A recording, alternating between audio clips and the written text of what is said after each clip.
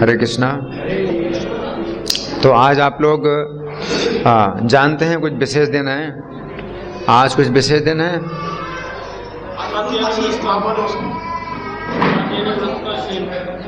कात्यायनी व्रत की समाप्ति शुरू वाले दिन भी आए थे, फिर शुरू हुआ था, कुछ दिन आए थे। नहीं, शुरू नहीं, हम 15 तारीख को आए थे पिछले महीने, तो शुरू नहीं हुआ था, चल रहा था। वो तो 6 नवंबर को शुरू हुआ था, तो हम आए थे 15 नवंबर को। ठीक है, तो आज समाप्ति है कात्यायनी व्रत की। तो आज बहुत पवित्र दिन है, मार्गशीर्ष महीने की पूर्णिमा है ना।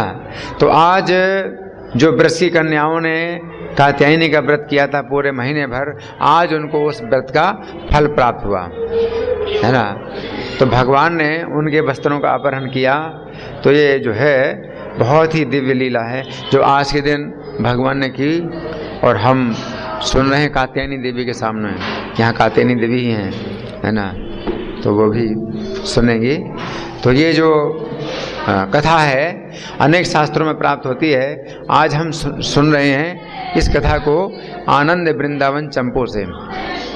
आनंद वृंदावन चंपू ये ग्रंथ बहुत दिव्य ग्रंथ है, और इसमें इस कथा का वर्णन 37 पेजों में है, 37 पेज में है ना। बहुत विस्तृत कथा है। तो हम उसका कुछ हिस्सा सुनेंगे। तो हम कहाँ से शुरू कर रहे हैं कि जिस समय वो कन्याएं यमुना के तट पर वस्त्र रख करके वो यमुना जी में प्रवेश कर रही हैं और विहार कर रही हैं, है ना। तो अब वो तो विहार कर रही हैं। अब इसी दिन पहले से ही कल उस जगह पर गोचारण करेंगे, इस प्रकार के निश्चित विचार से गोचारण के स्थल की ओर श्री कृष्ण चल दिए। एक दिन पहले से ही कृष्ण ने निश्चित किया था आज के दिन के लिए कि गोचारण करेंगे। आज के दिन एक दिन पहले से निश्चित किया था कृष्ण की आज कौन से स्थान में गोचारण करेंगे। हाँ, यहाँ चीरघाट में, है ना, कृष्ण ने तो इस स्थान की ओर चल दिए।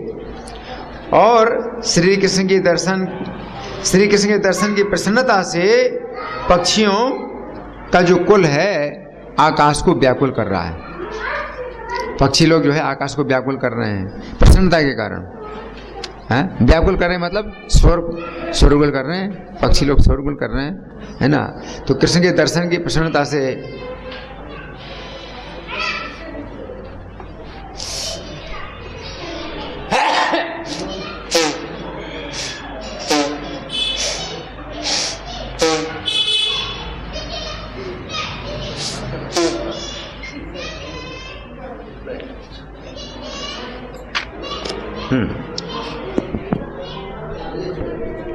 और कपट से रहित प्रेम वाले बलदेव आदि प्रिय सखा, सुने ध्यान से, कपट से रहित प्रेम करने वाले बलदेव आदि सखा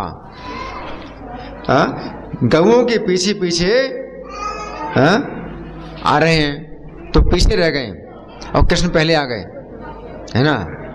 तो बलदेव आदि सखा जो है कपट से रहित प्रेम करने वाले हैं, है ना, और कृष्ण कपट पूर्वक आ गए। कृष्ण के अंदर कपट है। बलदेव आदि सखा कपट रहित प्रेम करते हैं, लेकिन कृष्ण के अंदर कपट है ना, तो इसलिए पहले आ गए।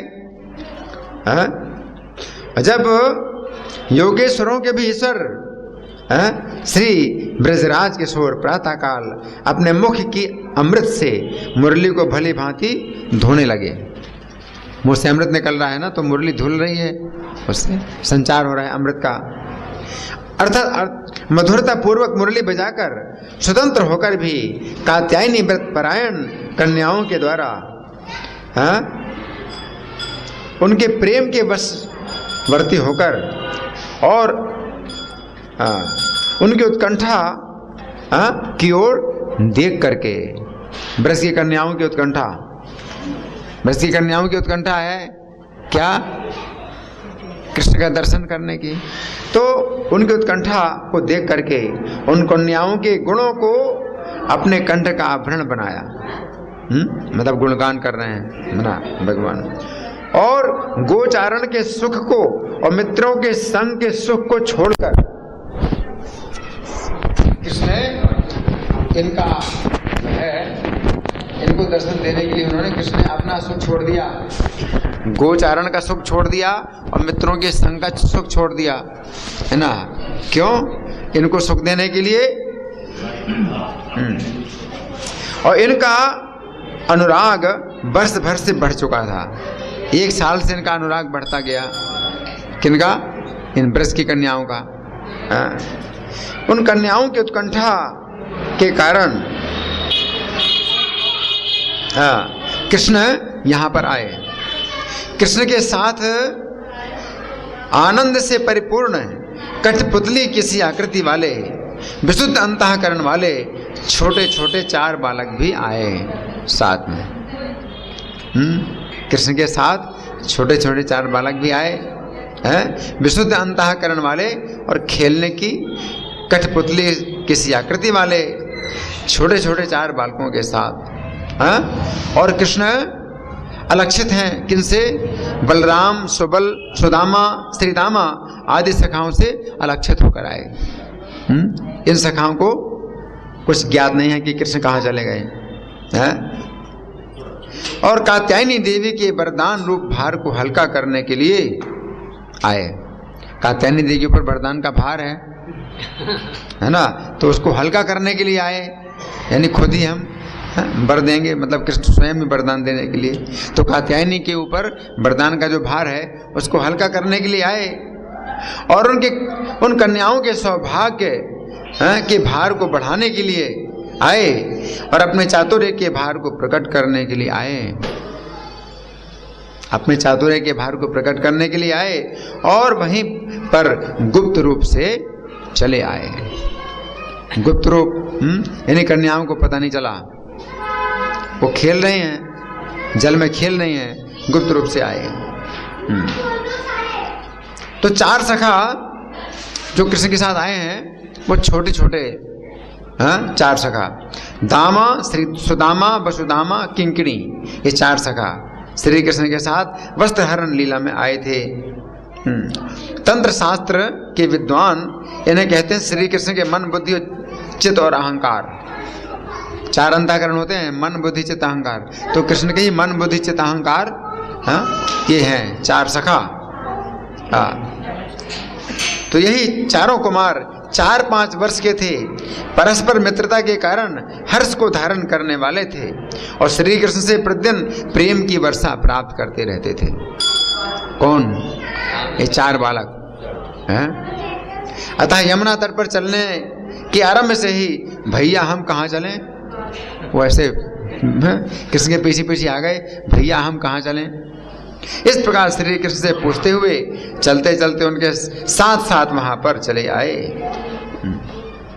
ये ब्रजराज किशोर यहाँ आकर कृष्ण होकर भी रक्त हो रहे हैं। रक्त मतलब अनुरक्त हो रहे हैं। रक्त का मतलब एक होता है लाल रंग, तो कृष्ण और कृष्ण का मतलब सांवले, तो कृष्ण होकर के भी रक्त हो रहे हैं, मतलब सांवले होकर के भी क्या हो रहे हैं, लाल हो रहे हैं। लेकिन दूसरा रक्त का मतलब अनुरक्त, यानी इन कन्याओं में अनुरक्त हो गए। ये श्याम सुंदर होकर भी इन गोप कुमारियों में अनुरक्त थे।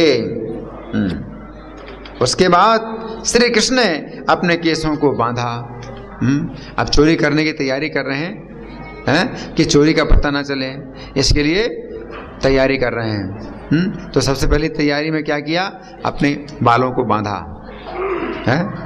ये बाल भी बाधा पैदा करेंगे ना चोरी में, तो बालों को बांधा, केसों को बांधकर पीतांबर की फेंट कसी। चोर जो है सब तैयारी कर रहा है ना, तो पीतांबर की फेंट कसी, नूपुरों को गूंगा बनाया। नूपुरों को गूंगा बनाया कि नूपुरों की आवाज होगी ना पैरों में, नूपुरों को गूंगा बनाया और अपनी भौहों के टेढ़ेपन के इशारों से अपने साथ में आने वाले सखाओं की बातचीत को बारंबार रोका।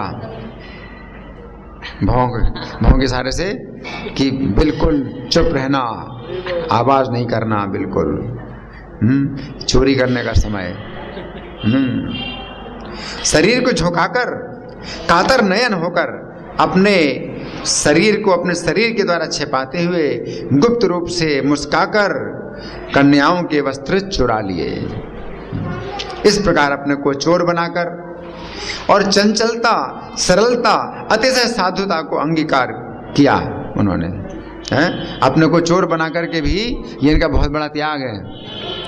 भगवान चोरी करें तो भगवान का ये भी बहुत बड़ा गुण माना जाता है कि भगवान हर चीज़ के मालिक होकर के भी चोरी करें तो ये भी उनकी साधुता है। आप समझे, चोर चोरी करता है तो उसका दोष होता है, लेकिन भगवान जो है हर चीज़ के स्वामी होकर के भी अगर चोरी करें तो उनका एक गुण माना जाता है, उनकी साधुता है, उनकी सरलता है। श्री कृष्ण अपार गंभीर बनकर निर्भय होकर शक्तिपूर्वक संपूर्ण वस्त्रों को चुराकर और शरीर के द्वारा वस्त्रों को छिपाकर सभी सखाओं को गूंगा बनाकर धीरे धीरे कदम की शाखा पर चढ़कर उन गोपियों के सम्मुख प्रकाशित हो गए। अब अपने को प्रकट किया कि मैं यहाँ, मैं कहाँ, मैं यहाँ। उस समय जो है भगवान जो है अपने को प्रकट कर रहे हैं कि देखो मैं कहाँ, मैं यहाँ। उसके बाद सौभाग्य लक्ष्मी से प्रशंसित ये कन्याएं, इनका सौभाग्य है। भगवान ने वस्त्र चुराए, भगवान जिसके वस्त्र चुराए उसका कितना बड़ा सौभाग्य है। सौभाग्य लक्ष्मी से प्रशंसित लोकातीत वे कन्याएं यमुना के जल से उतरने की इच्छा से युक्त होकर, यमुना के जल से उतरने मतलब बाहर आने की, तट में आने की इच्छा से युक्त होकर वस्त्रों से रहित तीर पर दृष्टिपात करके, तट पर क्या, वस्त्रों से रहित तट पर दृष्टिपात करके चकित होकर ये विचार करने लगी, हाय ये क्या हुआ। विचार करने लगी, क्या विचार करने लगी, हाय ये क्या हुआ, हमारे वस्त्र किसने चुरा लिए। यहां पर तो सूर्य की किरणों के बिना और कोई आया ही नहीं, यहां सूर्य की किरणें ही आई हैं। अंधकार के बाद जो है इस स्थान में कुछ अगर कोई अगर आया है तो सूर्य की किरणें ही आई हैं। हाँ, केवल आकाश में विचरण करने वाले पक्षियों के चरणों के चिन्ह अवश्य हैं, पक्षियों के चरणों के चिन्ह हैं, और किसी के पैरों के चिन्ह भी नहीं है। मतलब चोर ने अपने पैरों के चिन्ह भी मिटा दिए। तो किसी के पैरों के चिन्ह भी नहीं है। इसलिए किसी व्यक्ति के चरण चिन्हों के अभाव के कारण यह अनुमान होता है कि हमारे वस्त्र किसी देवता ने ही चुरा कर कहीं पहुंचा दिए। किसी देवता ने, अगर पैरों के चिन्ह नहीं तो कौन आया, देवता ही आया होगा। क्यों? क्योंकि देवता ही धरती पर चरण नहीं धरते हैं। जब देवता चलते हैं तो 2 अंगुल ऊपर उनके पैर होते हैं जमीन से, तो जमीन में पैरों के निशान नहीं पड़ते देवताओं के। देवताओं की पहचान है क्या, देवता चलते हैं तो उनके पैर जमीन के ऊपर नहीं होते हैं, जमीन से 2 अंगुल ऊपर होते हैं देवताओं के, तो जमीन में पैरों के निशान नहीं बनते हैं। तो किसी देवता ने ही हमारे वस्त्रों को जो है कहीं अन्य स्थान पर पहुंचा दिया है। अतएव यहाँ पर पद पद के दर्शन का भाव है। इस प्रकार चकित हुए चंचल नेत्रों से चारों ओर देखती हुई एवं अनेक प्रकार के तर्क वितर्कों पर विचार करती हुई। अब तर्क वितर्क बहुत, उन कन्याओं के नेत्र जो है ऊपर उछल उछल कर फरफराती हुई मछलियों की तरह हो गई। मछलियां जैसे व्याकुल हो जाएं, उनके नेत्र व्याकुल हो गए, चारों तरफ देख रही हैं, समस्त दिशाओं की ओर उनके मुख व्याप्त हो गए, सब दिशाओं की तरफ देख रही हैं, और जल में हैं, जल से बाहर भी नहीं निकल सकती। उसके बाद इन कन्याओं के शरीर में अतिशय विकलता की प्रबलता हो रही है। ये विचारते हुए कि भगवान तो दया के सागर हैं, है ना, तो भगवान थोड़ी कष्ट देना चाहते हैं, तो भगवान विचार कर रहे हैं कि इनको बहुत चिंता हो रही है। तो भगवान तो चिंता दूर करने वाले हैं, चिंता हरण हैं। तो भगवान क्या करते हैं, जब देखते हैं श्री ब्रजराज युवराज करुणा से युक्त होकर यमुना के जल में प्रविष्ट हुई, उन सुकुमारी कुल कुमारियों के प्रति परम सुंदर, मधु से भी मधुर स्वर से युक्त, स्वर्ग में भी जो अमृत ना मिले वो अमृत वाणी बोले। भगवान की वाणी में कितना अमृत है, तो स्वर्ग में भी नहीं मिलता। स्वर्ग में जो अमृत नहीं मिलता है वो अमृत भगवान की वाणी में मिलता है। भगवान अमृत से भी मधुर, स्वर्ग में भी जो ना प्राप्त हो, ऐसे अमृत भरी वाणी के द्वारा बोले। श्री कृष्ण उस समय भूतलवासी प्राणी मात्र के संताप को हरने वाले थे। अनेक हार पहने हुए थे एवं साथ में आए हुए बालक रूप मित्रगण को अतिमय हास परिहास से विशेष हंसा रहे थे, अपने मित्रों को हंसा रहे थे। अत्यंत प्रिय कदम्ब वृक्ष की मोटी शाखा पर चढ़ने से उत्पन्न होने वाली शोभा से युक्त थे। किसी दूसरे का सहारा ना लेने के कारण स्वाधीन थे, अपने स्वाभाविक तेज के द्वारा सूर्य को भी तिरस्कृत कर रहे थे। श्री कृष्ण बोले, हे कन्याओं, देखो तुम सब अपने मन की आशंका से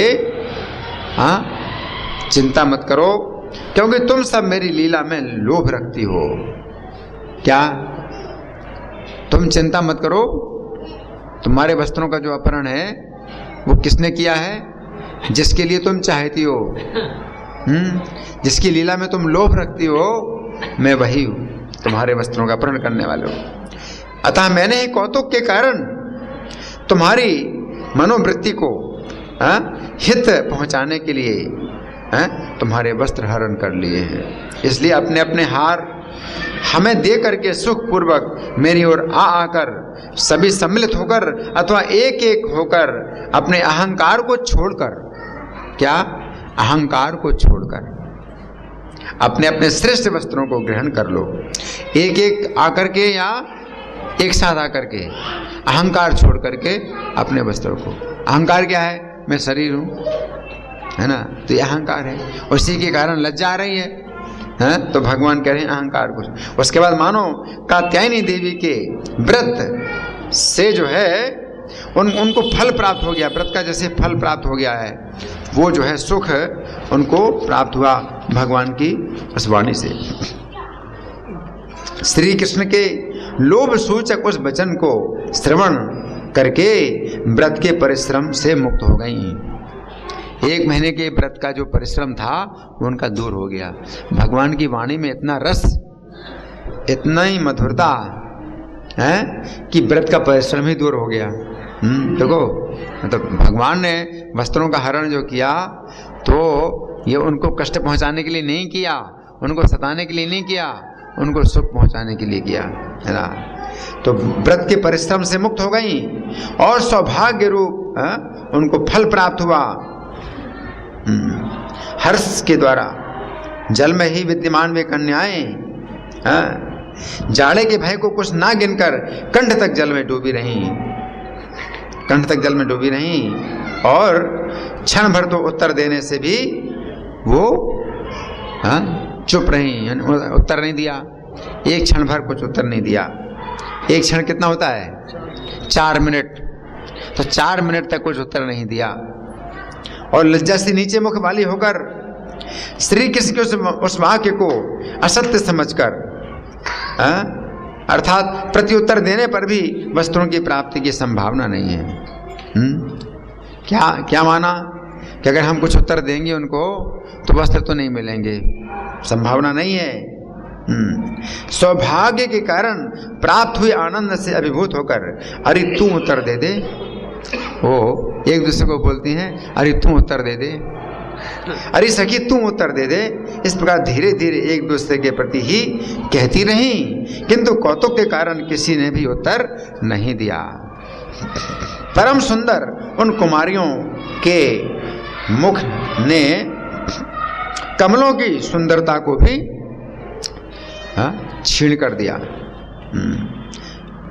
इस प्रकार अपने नेत्रों को ऊपर की ओर उठाकर उत्तर ना देने का जो भाव था वो बहुत देर तक रस को प्राप्त होकर भी विरसता उत्पन्न कर रहा था।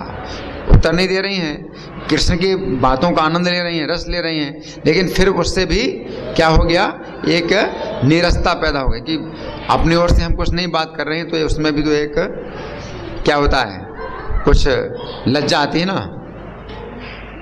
तो ये समझकर वे कन्याएं लज्जा को पार करके श्री कृष्ण से बात करने लगी। कृष्ण से बात करने का एक अलग ही रस है ना। तो वो अपनी ओर से कृष्ण से बात नहीं कर रही हैं, तो फिर उनको जो है आनंद नहीं मिल रहा है, इसलिए लज्जा को छोड़ करके अब उन्होंने क्या किया, कृष्ण से बात करने लगी। अतः से मंद मुस्कान से सफेद हुए दांतों की कांतियों से जो है उनका मुख परम मधुर हो गया। वे कुमारियां श्री कृष्ण के प्रति स्पष्ट बोली, हे महाशय, हम सब आपको जानती हैं। क्या बोली? हे महाशय, हम सब आपको जानते हैं कि आप ब्रजमंडल के राजा नंद जी के पुत्र हो, नीति के विद्वान हो, आप न्याय जानते हो, नीति के विद्वान हो, सर्वोत्कृष्ट गुणों के समुद्र हो। आप क्या हैं? सर्वोत्कृष्ट गुणों के समुद्र हो और करुणा की तरंगों से मिश्रित हो। आप ऐसे समुद्र हैं जिसमें करुणा की तरंगें उठती हैं। अपने अंग की शोभा से भूमि के मंगल का विस्तार करने वाले हैं। सच्चिदानंदमय शरीर के द्वारा सभी लोगों के नेत्रों को आनंद प्रदान करते हो, ब्रजमंडल को आनंदित करने वाले हो, सरल हो, संपूर्ण कीर्ति से युक्त हो, शस्त्र और शास्त्र के ज्ञान से संपन्न हो। आप क्या हैं? शस्त्र के भी पंडित और शास्त्र के भी पंडित हैं। अज्ञान का विनाश करने वाले हो। कौन कह रहे हैं? कौन कह रहे हैं? हाँ, ब्रज कन्याएं कह रही हैं। अज्ञान का विनाश करने वाले हो। इतने पर भी हाय, क्या बड़े दुख की बात है। क्या इतने गुण हो करके भी क्या एक बहुत दुख की बात है। क्या हाय, वस्त्र चुराना रूपी इस अतिशय महान अन्याय को क्यों कर रहे हो। आपका इतना गुण है, आप इतना न्याय करने वाले आज इतना बड़ा अन्याय क्यों कर रहे हैं। क्या वस्त्र चुराना का रूप अन्याय क्यों कर रहे हो। और पूज्यपाद, आप तो पृथ्वी का हित ही करते रहते हो। हाय आश्चर्य, फिर आपने ये निंदनीय चरित्र का आचरण क्यों कर लिया।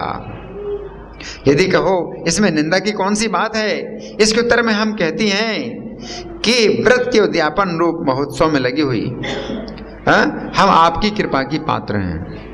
आज तो व्रत का उद्यापन हम कर रहे हैं, तो हमें आपकी कृपा मिलनी चाहिए, क्योंकि आपने हमारे इन परम सुंदर वस्त्रों को चुरा लिया है।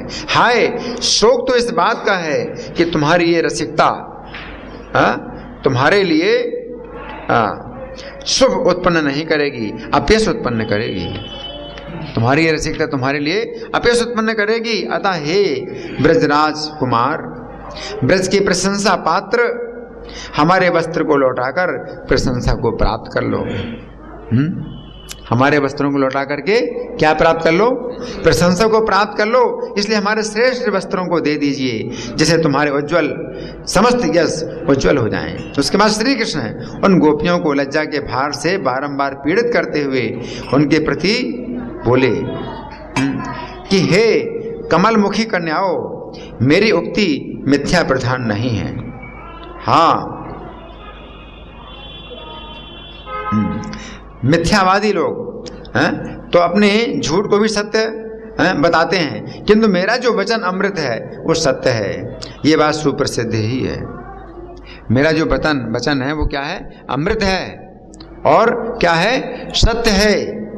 ये बात सुप्रसिद्ध ही है, क्योंकि मैं तो हास परिहास के द्वारा भी सत्य को छिपाता नहीं हूं। भगवान क्या कह रहे हैं?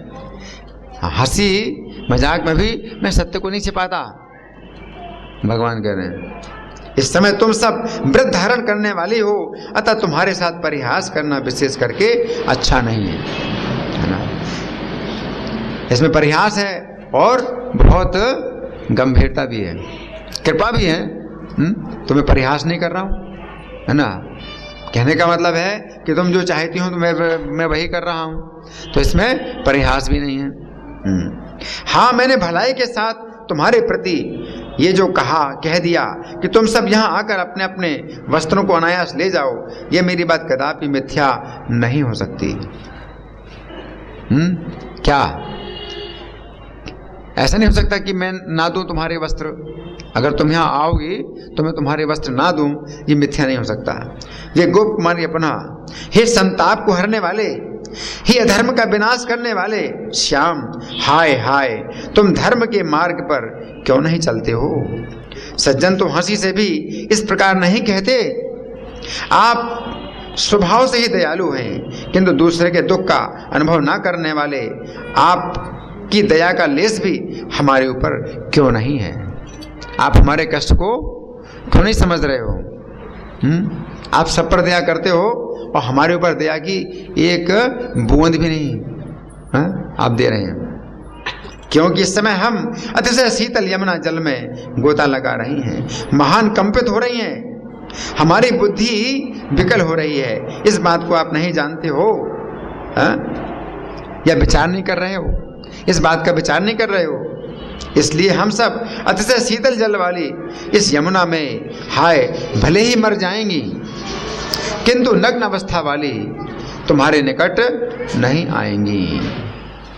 क्या नग्न अवस्था में तुम्हारे पास नहीं आएंगी? हम तो मर जाएंगे, पानी जल में ही मर जाएंगे। उद्विग्न करने वाले तुम्हारे निकट नहीं आएंगे, क्योंकि उच्च कुल में उत्पन्न होने वाली कुलांगनाओं की कुल की जाति का यही स्वभाव है। हाँ, हम लोग श्रेष्ठ कुल की कन्याएं। तुम्हारा ये गूढ़ अभिप्राय ही हमने देख लिया, अर्थात समझ लिया। इसलिए हे रूखी बात बोलने वाले श्याम, अब तो चुप हो जाइए, हम आपको प्रणाम करती हैं, अपने वचन से हमको मोहित ना कीजिए। इस प्रकार के परिहास में आप चतुर हैं। और चंद्रमा, आपका जो मुख है शरद पूर्णिमा के चंद्रमा की शोभा को तिरस्कृत करने वाला है, तो आपके मुख से तो अमृतमय प्रिय वचन निकलने चाहिए, ये विष क्यों निकल रहा है आपके मुख से? आपका मुख चंद्रमा के समान है और चंद्रमा से क्या निकलता है? अमृत निकलता है। तो आपके मुख से तो अमृत निकलना चाहिए, लेकिन हम सब तो आपकी दासियां ही हैं, अतः हमारे मन की परीक्षा लेने के लिए आप जब जो आज्ञा देंगे हम उसी का पालन करेंगे। वस्त्रों के ग्रहण रूप इस महान ऐश्वर्य को छोड़ दीजिए, निश्चित रूप से धर्म के मार्ग का अनुसरण कर लीजिए और रसमय परिहास रूप अमृत के लिए कूप का सा व्यवहार ना कीजिए। कुआं, परिहास रूपी अमृत का के लिए कुएं का व्यवहार ना कीजिए। कुएं का व्यवहार क्या होता है? जितना पानी निकालो उसमें पानी आ जाता है और पानी आ जाता है ना। तो आपका जो है, जो ये हंसी का जो है भाव है, ये निकलता ही जा रहा है, निकलता आप करते जा रहे हो, है ना। तो कुएं जैसा व्यवहार ना करिए। उसी प्रकार आप अनंत प्रयास ना कीजिए। कृपया हमारे वस्त्रों को हमारे पास भेज दीजिए। बालक होने के नाते लज्जा की शंका जिनमें नहीं है, इन छोटे छोटे बालकों द्वारा ही भिजवा दीजिए। ये छोटे छोटे बाल हैं तो इनको, इनके लिए लज्जा की आशंका नहीं है, इनके हाथों भिजवा दीजिए। आप आने का कष्ट ना कीजिए। आपके पास जो हमारे वस्त्र हैं ये भिजवा दीजिए। किनके द्वारा? इन 4 छोटे छोटे बालकों के द्वारा भिजवा दीजिए। इस प्रकार उन कुमारियों की प्रीति पूर्वक वाणी जब समाप्त हो गई, तब अपने को चतुर मानने वाली और मूर्तिमती किन्नरियों के समान ब्रज कन्याएं स्पष्ट स्वर से बोलने वाली, वीणा के समान सुमधुर कंठ के स्वर से युक्त होकर अपने अनुराग को प्रकट करके साहस पूर्वक शीघ्रता से, हाय कष्ट की बात है, धर्म के मार्ग का कौन निश्चय करे। ये गोकुल नगरी इस प्रकार के भारी अन्याय से कभी भी पीड़ित नहीं हुई, आतंकित नहीं हुई। पहली बार गोकुल के इतिहास में इतना बड़ा अन्याय हुआ है। पहली बार हुआ है, क्योंकि ये नगरी तो अपनी लोकोत्तर शोभा से स्वर्ग को भी तिरस्कृत करने वाली है। स्वर्ग से श्रेष्ठ है गोकुल नगरी, अर्थात स्वर्ग से भी सुंदर है और परम सुख देने वाली है। अन्याय उपस्थित होने पर उस अन्याय को दूर करने के लिए जिससे निवेदन किया जाए वही अन्यायकारी हो गया।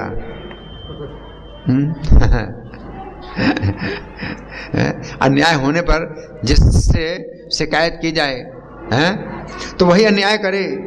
हाय, इस ब्रज नगर में ये कौन सी रीति उपस्थित हो गई है। हे ब्रजराज नंदन, हम आपके साथ दासियों का सा व्यवहार कर रही हैं। देखो, यदि प्रसन्नता पूर्वक हमारे वस्त्रों को नहीं देते हो तो तुम्हारे अन्याय के कारण इससे चढ़ करके ब्रजराज नंद जी से तुम्हारी शिकायत हम कर देंगी। भय दिखाया, हम शिकायत कर देंगे। ये सुनकर रस कौतुकी वे श्री कृष्ण मंद मुस्कान रूपी हार से युक्त होकर पुनः बोले, हे गोप कुमारियों, देखो, मेरे द्वारा कहे गए प्रीति से युक्त इस प्रिय वाक्य को तुम सब खंडित मत करो। भगवान क्या कह रहे हैं? मैं जो तुमसे कह रहा हूं ये प्रेम की बात कह रहा हूं और इसको तुम खंडित मत करो। यदि तुम सब मेरी दासियां हो, मेरे मुख्य वचन को भी यदि पालन करोगी तब परम उचित, छल रहित एवं हितमय मेरे इस वचन का पालन क्यों नहीं करती हो। मेरे बात में तुम्हारा हित है और किसी प्रकार का छल नहीं है, क्योंकि दासियां अपने स्वामी के प्रिय और अप्रिय किसी प्रकार के वचन को खंडित नहीं करती हैं। दासियों का धर्म है कि स्वामी का वचन प्रिय हो या अप्रिय हो वो पालन करती हैं। तो तुम दासियां हो, और उन दासियों का ऐसा कौन सा पदार्थ है जो अपने स्वामी के लिए ना दिया जाए, ना दें? दासियां हैं। इसलिए दोनों प्रकार से, अर्थात अपने मुख से स्वयं स्वीकृत मेरे दासीपन से अथवा मेरे वचन के पालन रूप कारण से यहाँ आकर वस्त्रों को ले जाओ। तुम अपने को दासी मानती हो तो भी तुम्हें ये कार्य करना है, और अगर तुमने स्वयं अपने वचन दिया है कि हम आपकी आज्ञा का पालन करेंगी तो अपने वचन को पालन करने के लिए भी ये कार्य करो। अर्थात यहाँ आकर वस्त्रों को ले जाओ, अपने कुल को कलंकित मत बनाओ। अब वो तो है, उन्होंने तर्क दिया था कि हम इतनी कुलवती हैं कि हम ऐसा नहीं कर सकती हैं, लेकिन भगवान ने दूसरी तरह से उनको जो है दूसरी तरह से तर्क दिया कि तुम अपने कुल को कलंकित कर रही हो, क्योंकि तुमने वचन दिया कि तुम मेरी आज्ञा पालन करोगे, अब नहीं कर रही हो तो तुम अपने कुल को कलंकित कर रहे हो, है ना। तो भगवान ने दूसरी तरह से तर्क दे दिया, यदि ऐसा नहीं करती हो तो मैं तुम्हारे वस्त्रों को नहीं दूंगा। राजाधिराज मेरे पिता मेरे ऊपर परम वात्सल्य रखते हैं। उनसे तुम शिकायत करोगी? राजाधिराज मेरे पिता से, तो मेरे पिता मेरे ऊपर परम वात्सल्य रखते हैं, वे मेरे लिए कुपित होकर भी बाधा पहुंचाएंगे क्या, है ना। क्यों? क्योंकि कृष्ण की इतनी छोटी अवस्था है, नंद यशोदा तो सोच ही नहीं सकते हैं कि ऐसा हो सकता है ना। तो अचिंत्य लीलाएं हैं। अर्थात नहीं, तुम अज्ञान से युक्त हो जो इतना भी नहीं जानती हो। इस प्रकार श्री कृष्ण के आग्रह से पूर्ण उस समय के वचन को नवीन गोप कुमारियों ने अपने कानों के द्वारा बार बार ग्रहण करके प्रेम के और बहुत दिनों से संचित भक्तजन वांछनीय परम दुर्लभ श्री कृष्ण के भजन के भाजन और सम्मान से और प्रेम के कारण इससे आगे दुर्लभ श्री कृष्ण के वाक्य की अवहेलना नहीं करनी चाहिए, क्योंकि कृष्ण का संग आगे ऐसा नहीं मिलेगा, दुर्लभ है संग। तो ये मान करके और ये वाक्य खंडित नहीं हो सकता क्योंकि हम तुम्हारी दासी हैं, तुम्हारे कथन का पालन करेंगी, इस प्रकार हम स्वयं कह चुकी हैं। अब स्वयं विचार करने लगी कि हाँ ठीक कह रहे हैं कृष्ण, कि हम तो अपना वचन दे चुकी हैं कि हम तुम्हारी दासी हैं, हम तुम्हारे वचन का पालन करेंगी हैं। अतः हमारे पास कोई अब प्रत्युत्तर नहीं है सिवाय इसके कि वचन का पालन करें। अब हमारे पास कोई उत्तर नहीं है। इस प्रकार का विचार करने वाले अपने प्रेम के वेग से लज्जा की उपेक्षा करके यमुना जल कि देवियों की तरह उन कुमारियों ने जल से एक साथ उठने के लिए उपक्रम कर दिया, जल से एक साथ निकलना आरंभ कर दिया। अपने दोनों कंधों से वक्षस्थल के ऊपर झूलने वाले गिरे हुए लंबे केस पासों के द्वारा अपने अग्रभाग को ढकती हुई आ गई। तो अपने से उनके जो लंबे बाल थे वो कहाँ तक लटक रहे हैं, वक्षस्थल को ढके हुए हैं। इस प्रकार आ गई और चंद्रमा जैसे अंधकार से घिरा हो ऐसे उनके मुख चंद्रमा के समान और बालों के अंधकार से घिरी हुई चंद्रमा के समान प्रतीत हो रही थी। फिर लज्जा ने और सर्दी ने भी उनके दोनों चरणों में बहुत देर में चलने की मंदता प्रकट कर दी। लज्जा के कारण भी पैर आगे नहीं बढ़ पा रहे हैं, सर्दी के कारण भी पैर आगे नहीं बढ़ पा रहे हैं, और हर्ष के कारण उनके शरीर में रोमांच का विस्तार कर दिया। हर्ष और जाड़ा दोनों के कारण शरीर में रोमांच हो गया, और लज्जा उत्कंठा दोनों ने उनको चलने और ना चलने के लिए क्या कर दिया, मतलब परस्पर विरोधी भाव। जो लज्जा है उनको चलने से मना करती है, और उत्कंठा है, उत्कंठा उनको आगे बढ़ा रही है। तो इस दोनों में फंस गई वो। अब वो न चल पा रही हैं न रुक पा रही हैं, क्योंकि उत्कंठा उनको आगे बढ़ने के लिए प्रेरित कर रही है, और लज्जा उनको मतलब पीछे जाने के लिए। तो इस प्रकार से एक युद्ध है, लज्जा उत्कंठा में युद्ध छिड़ गया। उसमें लज्जा बलवती होकर गोपियों को पीछे की ओर खींचने लगी, उत्कंठा बलवती होकर श्री कृष्ण की ओर खींचने लगी। अंततो गत्वा उत्कंठा की ही विजय हुई। लज्जा उनको पीछे की ओर खींच रही है, उत्कंठा कृष्ण की ओर खींच रही है। अंत में किसकी विजय हुई? उत्कंठा की विजय हुई। किंतु नाभि पर्यंत जल में कुछ दूर जाकर, अब कंठ से पानी कहाँ आ गया? नाभि में।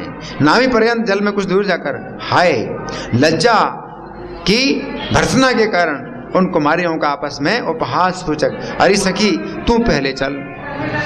अब क्या बोलती हैं? अरे सखी तू पहले चल, नहीं आप पहले चलो। अरे सखी देख तू अकेली जा, तू ही क्यों ना चली जा, तू चली जा। नहीं सखी तू जा, तू जा। इस प्रकार एकांत के कारण आपस में तर्क वितर्क होने लगा। समान बलवान सौभाग्य के द्वारा श्री कृष्ण के द्वारा आकर्षित की गई। सबका समान सौभाग्य था। उन कुमारियों में से उनके निकट कोई भी नहीं गई, किंतु सभी कुमारियां नीचा मुख करके प्रेम से द्रवीभूत हृदय वाली होकर लज्जा के कारण हर्ष से युक्त होकर, और कुछ नीचे की ओर कुछ ऊपर की ओर, नीचे कभी नेत्र ऊपर की ओर और कभी नीचे की ओर, बड़े कष्ट से वहां पर आ पहुंची। इस प्रकार निकट में आने वाली और लज्जा के भार से दबी आगे आगे आने वाली कुछ कुमारियों के द्वारा छिपे हुए अंगों वाली वो जब आ रही हैं तो कृष्ण बोले, अरे कन्याओं मेरे निकट भय क्यों कर रही हो, और अपने शरीर को छिपाने के लिए कैसे योग्य हो सकती हो, क्योंकि अतिशय ऊंचे वृक्ष पर भली तरह बैठा हुआ मैं तो सबको भली प्रकार मानो निकट से ही देख रहा हूं। इस प्रकार की धोखेबाजी से क्या प्रयोजन है? कृष्ण कह रहे हैं निसंकोच श्रेणीबद्ध होकर बहुत सी लंबी पंक्ति बनाकर तुम लोग खड़ी हो, एक एक की पंक्ति बनाओ, और अपने अपने वस्त्रों को ग्रहण करने के विषय में ये तुम्हारी चतुराई बन जाएगी, ये तुम्हारी योग्यता होगी। अन्यथा पीछे खड़ी होने वालियों को वस्त्र लेने में वस्त्र पहनने में असुविधा ही होगी, इसलिए अब मेरे वचन से अपने वस्त्र ग्रहण कर लो। कानों के हितकारक और बुद्धि के लिए भी रस प्राप्त होने लगा। उस समय पीछे खड़ी होने वाली दूसरी कुमारियां भी श्री कृष्ण की आज्ञा के अनुसार यथा योग एक ही पंक्ति बनाकर खड़ी हो गई, एक लाइन। वे समस्त कुमारियां उनके कथनानुसार जब उसी प्रकार खड़ी हो गईं, तब पीतांबरधारी श्री कृष्ण सुप्रसन्न होकर तनिक हंसकर उनके वस्त्रों को कंधे पर धरकर मानो अपने नेत्र के द्वारा उनके मुख सौंदर्य का पान करके उनके नेत्रों के लिए परम रमणीय होकर लज्जा से पीड़ित हुई उन गोप कुमारियों के प्रति पुनः बोले, अरे गोप कुमारियों, तुम्हारा ये आचरण शास्त्र विरुद्ध है। देखो, खुले हुए चारों ओर फैले हुए केसों के इस प्रकार के भाव से खड़े होना दरिद्रता का चिन्ह है। एक व्रत में स्थित रहने वाले के लिए खुले केसों से बड़ी निंदा की बात है। खुले केस होना एवं खुले हुए केसों वाली स्त्रियां तो साधारण व्यक्ति के निकट जाने के योग्य नहीं होती, फिर परम आदरणीय जन के निकट आने के योग्य कैसे हो सकते हैं? इसमें क्या कहा जाए? तुम्हारे जो केस खुले हैं ये तुम्हारे लिए जो है ये अशुभ है। हाय सुंदर केसों वाली गोपियों, बताओ अपने हित को कौन विनष्ट करता है? और देखो, खुले हुए केस तो देवताओं की लक्ष्मी को भी विनष्ट कर देते हैं। अतः अपने मुख की शोभा से पूर्ण चंद्र को तिरस्कृत करने वाली कुमारियों, अपने अपने केसों को बांध लो। इस प्रकार कमल नयन श्री कृष्ण के वचन, जो कि कानों को विशेष प्रिय था, आतंक को दूर करने वाला था, कला कौशल से युक्त था, सुनकर सभी गोप कुमारियां लज्जा रूप समुद्र में गोता लगाकर विशुद्ध भाव से युक्त होकर भली प्रकार सिकोड़ी हुई जंघाओं के द्वारा प्राप्त हुई। अपने अपने दोनों हाथों के द्वारा बांधने की कला से केश कला बांधने लगी। उनके दोनों हाथ चलते हुए कंकड़ों की झंकार के कारण श्री कृष्ण के कानों को हर्ष दे रहे थे। कुमारियों का वक्षस्थल किंचित विकसित हो रहा था, उनका मन भी प्रेम रस से उल्लसित हो रहा था। उसके बाद गोप कुमारियों के बंधु श्री कृष्ण अपने वचन के पालन से उनके ऊपर प्रसन्न हो गए। आनंद से चंचल होकर पुनः, आहा, हे गोप कुमारियों, देखो, अपने आदरणीय व्यक्ति के आगे दूसरे सामान्य जन का इस प्रकार बैठे रहना विशेष सुशोभित नहीं होता। आप सब इसलिए उठकर खड़ी हो जाओ और मेरे आज्ञा में स्थित हो जाओ और मेरी आज्ञा रूप इस आसन पर बैठ जाओ। आज्ञा में इस प्रकार श्री कृष्ण के मुख चंद्र से निकले हुए अमृत के सार की तरह अति रस मैं वचन को आनंद से पी करके भयभीत होकर भले बुरे विचार को छोड़कर सहसा आदर पूर्वक घुटनों के ऊपर घुटना रखकर परस्पर में कर कमलों द्वारा अपनी अपनी जंघाओं को ढककर वे कुमारियां कुछ विनम्र होकर एक साथ खड़ी हो गईं। फिर भगवान हंसकर अति सरस वाणी से बोले। यहाँ हमें देखना चाहिए भगवान का जो व्यवहार है ये बहुत कोमल है।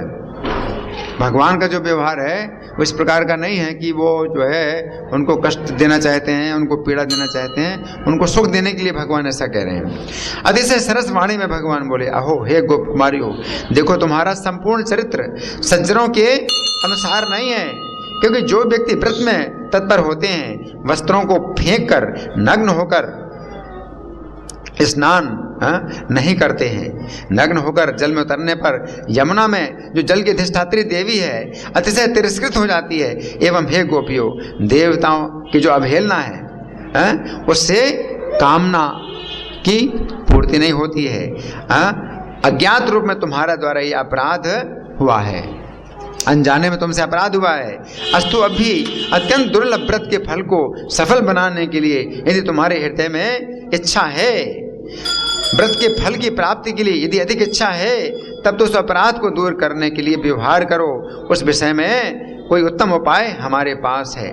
ये बात सुनकर कुमारियां शांति परायण व्यक्तियों की तरह सहसा विचार करने लगी। हमारे प्यारे श्री कृष्ण ने जो जो वचन कहा हम सब ने यहाँ पर उसको हर्षपूर्वक पालन किया, किंतु हाय इससे आगे अब यहाँ क्या कहेंगे, उनको डर लग रहा है। उसको हम नहीं जानती हैं, यदि इनका वचन पालन नहीं किया जाता है तो इस व्रत के द्वारा हमारी बाधा का भय है। ऐसी स्थिति में हम यहाँ पर क्या करें। इस प्रकार परस्पर एक दूसरे को देखती हुई प्रिय की उस प्रकार की दृष्टि से हर्षित होकर अब आगे क्या होगा कुछ भयभीत होकर हाँ, वो जो है खड़ी हैं रही। तो मानसिक ग्लानि का अनुभव लगाकर निष्कपटता का आश्रय लेकर श्री कृष्ण पुनः बोले, अरे ब्रज बालाओ, पाप को चुराने वाली मेरी वाणी को सुन लो। बताओ, जल के बिना प्यास को दूर भगाने का कोई दूसरा उपाय संसार में है क्या? उसी प्रकार मेरे वचन के पालन किए बिना तुम्हारा अपराध दूर नहीं होगा, इसलिए तुम सबको मेरे उपदेश का पालन करना चाहिए। अतः देखो, केवल मेरे लिए ही जो प्रणाम करता है उसका फल पापों को दूर करता है, और मेरे लिए श्रद्धा पूर्वक किया गया प्रणाम तो अनेक प्रकार के मंगलों का कारण है। अतः कुमारियों, अपने अपने मस्तकों के ऊपर अंजलि बांधकर अपनी देह को बिल्कुल सीधी करके हर्ष पूर्वक साक्षात मुझे प्रणाम कर लो। अब प्रीतम के वचनों को आगे रखकर लज्जा को पीछे पटक कर सीधी होकर खड़ी होकर नेत्रों को तनिक मूंद कर अपने हाथों की अंजलि को मस्तक के अग्रभाग में धारण करते हुए श्री कृष्ण को उन्होंने प्रणाम कर दिया। तब अपनी आज्ञा के अनुसार आचरण करने वाली और काठ की पुतली की तरह नचाई जाने वाली और विनम्र मुख वाली उन कुमारियों के ऊपर श्री कृष्ण प्रसन्न मन होकर बोले। अपने हाथ में समस्त वस्त्रों को भगवान लिए थे, वस्त्रों को देने के लिए अपने कंधे से हाथ में धारण किए थे। उनका अंतःकरण प्रेम रस से उत्कट हो रहा था, उनका चित्त प्रेम से पिघल रहा था। इतने पर भी उनके अधर मंद मुस्कान से कुछ हंसते हुए उनसे बोले, अरे गोप कुमारियों, देखो, तुम्हारी शोभा को पुष्ट करने वाले तुम्हारे निष्कपट भाव से मैं अब तुम सब पर प्रसन्न हो गया हूँ। इसलिए अपने अपने कर कमल को ऊंचा उठा लो और अपने वस्त्र ग्रहण कर लो और पहन लो। इस प्रकार कहकर तथा उनके कहते ही कर कमल को ऊपर की ओर उठाने वाली और लक्ष्मी से भी अधिक सौभाग्य वाली उन कुमारियों के लिए श्री कृष्ण ने प्रत्येक के प्रति अपने कर कमल के द्वारा उनके सुंदर वस्त्र इस ढंग से समर्पित किए कि उस समय उन्होंने अपने अपने वस्त्र को ही प्राप्त कर लिया। भगवान के पास ऐसी योग्यता है ना। अर्थात दूसरे का वस्त्र दूसरे के पास नहीं पहुंच पाया, यही प्रभु की सर्वज्ञता। एक साथ उन्होंने सबके वस्त्र दे दिए। इसके बाद वे कुमारियां, उस समय वे कन्याएं सर्वोत्कर्ष पा रही थीं। पूर्ण आनंद से युक्त वे गोप कुमारियां श्री कृष्ण के कर कमल के द्वारा आदर पूर्वक थोड़ी सी लज्जा के द्वारा तनिक सम्मुख दर्शन से पुलकावली से व्याप्त शरीर वाली होकर आनंद का अनुभव करने लगी। क्षण भर खड़ी रही, किंतु गोपराज युवराज वे श्री कृष्ण अपने गांभीर्य की रक्षा ना कर सके। परम कोमलता से युक्त होकर दया पूर्वक बोले। भगवान का व्यवहार इतना कोमल है, इतना दयापूर्ण है कि उनको बहुत सुख मिला है। हे गोप कुमारियों, देखो, तुम्हारा ये जो संकल्प है वो मेरे चित्त में पहले से ही आ गया है। तुम्हारे मन का संकल्प मैंने तो पहले ही जान लिया है। तुम्हारे निष्कपट प्रेम की परीक्षा भी ले ली। ये परीक्षा है ना, प्रेम की परीक्षा है, क्योंकि तुम सबने मेरे हित में वचन का पालन किया है और तुम्हारी कोई प्रतिकूलता भी सम्मत नहीं हुई, यानी तुम नाराज नहीं हुई। जहाँ नाराज होने की बात हो वहाँ भी नाराज ना हो तो बड़ी बात है ना। तो भगवान क्या कह रहे हैं कि मैंने तुम्हें जो कुछ भी आदेश दिया तुमने पालन किया आदेश का, और तुम नाराज नहीं हुई हैं। इसलिए तुम्हारा ये मनोरथ नित्य सत्य है, अर्थात प्रेममय है। मेरा ये स्वभाव है। देखो, मैं परम महान आनंद स्वरूप हूँ, अतः विशुद्ध हृदय वाले जनों के द्वारा मेरे में स्थापित हुए काम मैं अनुराग को आनंद रूप अमृत में बना देता हूँ। हर किसी के अंदर कुछ ऐसी कामना भी है, भौतिक कामना भी हो कृष्ण को लेकर के, तो वो भी क्या बन जाता है, आनंदमय बन जाता है ना। भौतिक संसार में वो कामना जो है क्या होता है, क्रोध का रूप धारण करती है, उसमें तो कष्ट ही कष्ट है। लेकिन वही कामना कृष्ण के प्रति अगर की जाए तो क्या बन जाता है, आनंदमय बन जाता है। भगवान कहते हैं मुझे सुख देने की भावना से तुमने अपना स्वभाव प्रकट किया, और तुम सब तो स्वभाव से सिद्ध हो। अतः तुम्हारा जो ये स्वभाव है तुम्हारे जिस स्वभाव को तो लक्ष्मी भी चाहती रहती है, लक्ष्मी भी चाहती है तुम्हारा स्वभाव। देखो कितना सौभाग्य है, भगवान क्या कर रहे हैं, लक्ष्मी जी भी चाहती हैं, तुम्हारे स्वभाव को चाहती हैं, उसकी प्राप्ति की प्रार्थना भी मुझसे करती हैं।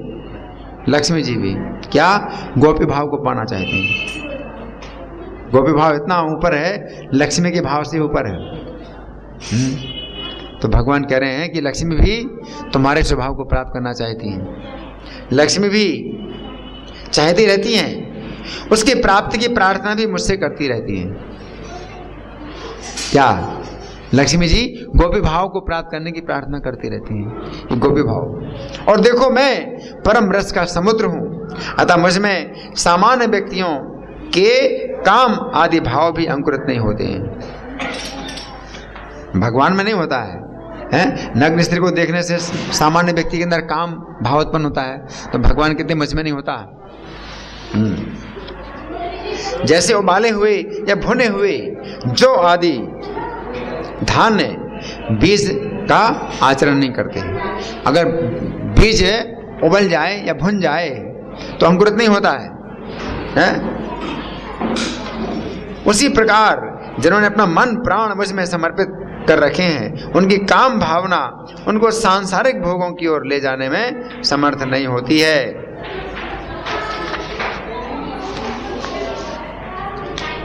प्रीतम के वचन अमृत को सत्य ही मानती हुई अपरिमित हर्ष के से उत्कंठित मन वाली होकर उनके नेत्रों से आनंद के आंसू बहने लगे। किनके नेत्रों से? उन कन्याओं के, ब्रज कन्याओं के। वे कुमारी क्षण भर तो निरुत्तर होकर ही कुछ नेत्र पूंद कर खड़ी रही, कुछ उत्तर नहीं दिया, आंखें बंद करके खड़ी रही, भगवान की बात का आस्वादन कर रहे हैं। उसके पश्चात काम आदि शत्रुओं को जीतने वाले श्री कृष्ण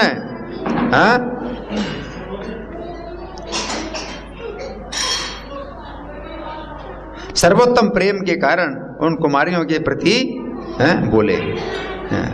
भगवान ने कुछ बातचीत की तो फिर वे बोल रहे हैं, अरे सखी प्रीतम के वचन सुन रही है क्या? यदि सुन रही है तो कुछ प्रत्युत्तर भी दे दे। आपस में बोल रही हैं, क्या करें? प्रीतम के वचन तो सुन रही है तो कुछ उत्तर भी दे दे। अरे मैं तो प्रत्युत्तर देने में समर्थ नहीं हूं, यदि तेरी उत्कंठा है तो तू ही निसंग होकर उनसे कुछ पूछ ले। आपस में बोल रहे हैं। इस प्रकार उनका परस्पर धीरे धीरे वार्तालाप भी हुआ।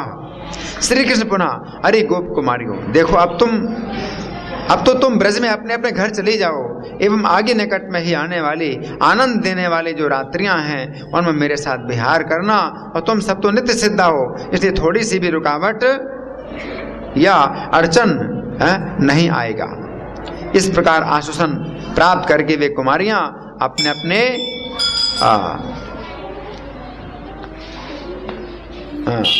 अपने घर की ओर गईं, कष्ट पूर्वक ही ब्रज में गईं। श्री कृष्ण का जो है संग छोड़ करके जब जाती हैं ब्रज में तो उनको बड़ा कष्ट होता है। तो आज के दिन की ये कथा है, आज के दिन जो है ये लीला हुई थी, तो हमने जो है ये सुनी, ये कथा, ये आनंद वृंदावन चंपू है, बहुत सुंदर कथा है। ठीक है, तो किसी का कोई प्रश्न है या मैं प्रश्न करूं? आज की कथा, आज बहुत पवित्र दिन है, मैं प्रश्न करूं? भगवान ने कहा कि किसी का अगर कुछ काम मतलब भौतिक कामना भी जो है अगर हो जाए मेरे प्रति, मतलब मुझसे जुड़ जाए, तो उसकी कामना जो है फिर और कामनाएं नहीं पैदा करती है। जैसे उदाहरण क्या दिया? उदाहरण बीज का उदाहरण दिया कि बीज जो है अगर भुन जाए तो अंकुरित नहीं होता, तो उससे और बीज नहीं पैदा होंगे, है ना। तो अगर भौतिक कामना भी अगर कृष्ण के प्रति अगर की जाए, भाई कृष्ण को पति बनाना है ना, जैसे कोई स्त्री जो है किसी पुरुष में आकर्षित होती है ना, तो उस कामना से और कई कामनाएं पैदा होंगी, क्योंकि वो बीज जो है फिर अंकुरित होगा, है, उससे कई बीज पैदा होंगे। लेकिन कृष्ण के प्रति एक कामना कर ली कि हमारे पति हों, तो उससे फिर और अन्य कामनाएं पैदा नहीं होंगी, क्योंकि वो बीज क्या होता है, भुन गया या उबल गया, अब उससे और बीज पैदा नहीं होंगे, है ना। तो भगवान ने ये बताया, इसलिए दिव्य घटना है। और जैसे देवी की पूजा, भगवान तो गीता में निंदा करते हैं, देवताओं की पूजा की, देवी देवताओं की पूजा की निंदा करते हैं। इन्होंने जो पूजा की देवी की, कात्यायनी देवी की, उसकी प्रशंसा, इसका क्या कारण, कौन बताएगा? हाँ जी। भगवान की प्रसन्नता के लिए, हाँ, कृष्ण को प्राप्त करने के लिए। तो इसलिए कृष्ण जो है निंदा करते हैं देवताओं की पूजा की, लेकिन इस पूजा की निंदा नहीं करते, इस पूजा की प्रशंसा कर रहे हैं, है ना। क्योंकि इसमें वो कृष्ण से प्रेम कर रही हैं और कृष्ण का गुणगान कर रही हैं और कृष्ण में ही अपने मन को लगाए हुए हैं, पूजा कर रहे हैं देवी की, लेकिन कृष्ण को प्राप्त करने के लिए, है ना। तो ये पिन्न देवता भक्ता, भगवान ने कहा है, ये पिन्न देवता भक्ता यजन्ते श्रद्धान्विता। अन्य देवताओं के भक्त हैं वो श्रद्धापूर्वक पूजा करते हैं, तो वो मेरी पूजा कर रहे हैं, अविधि पूर्वक पूजा कर रहे हैं। तो भगवान ने निंदा की है कि विधि पूर्वक नहीं है, वो मेरी पूजा की विधि नहीं है ना। लेकिन ये जो देवियाँ हैं, जो कन्याएं हैं, ये पूजा कर रही हैं देवी की, लेकिन कृष्ण का ही गुणगान करती हैं, कृष्ण का ही चिंतन करती हैं। पूजा के समय भी कृष्ण का ही चिंतन कर रही हैं कि कृष्ण कैसे प्राप्त होंगे, है ना। और प्रार्थना कर रही हैं, कृष्ण को प्राप्त करने के लिए प्रार्थना कर रही हैं। इसलिए इनका जो है बहुत बड़ा गुण है ना। ये हाँ जी। तो वो देवी देवताओं से प्रार्थना करती है, तो भगवान की भक्ति के लिए हमको प्रार्थना करें तो वो पॉजिटिव। हाँ, आपका प्रश्न। यहाँ पे काम का विकृत रूप, काम का शुद्ध रूप है ये गोपियों का तो शुद्ध रूप। हाँ, एक जो भौतिक संसार में, हाँ, तो वो, हाँ, वो प्रेम का विकृत रूप काम है। जो गोलोक में है प्रेम, वही प्रेम जो है विकृत रूप में काम बन जाता है। जैसे दूध में जो है खटाई का मिश्रण हो जाए तो वो जो है काम बन जाता है, इसी प्रेम में रजोगुण खटाई के समान है। तो रजोगुण मिश्रण हो जाता है प्रेम में, तो काम बन जाता है, विकृत हो गया वो, ठीक है ना। ये वो प्रेम है, ठीक है ना, वो प्रेम। धन्यवाद।